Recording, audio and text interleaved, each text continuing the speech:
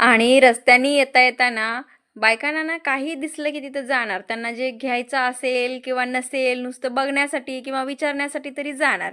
आणि ही जी नर्सरी दिसते ना, ही खूप सुंदर आणि खूपच मोठी ही नर्सरी होती बघा.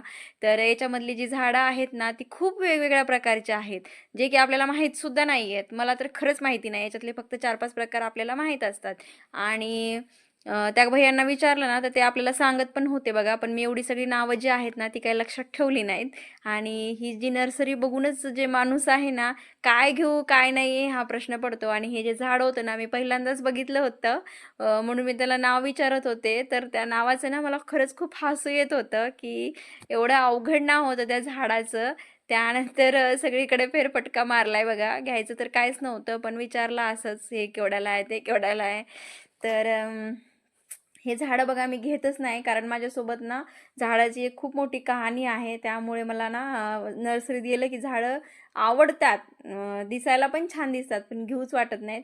आणि हे जे पेरू आहे बघा ना, किती छोटंसं झाड आहे आणि त्याला हे 2 पेरू लागलेले आहेत बघा. ते बघून तर नवलच वाटत होतं. तर चला व्हिडिओला इथेच एंड करते.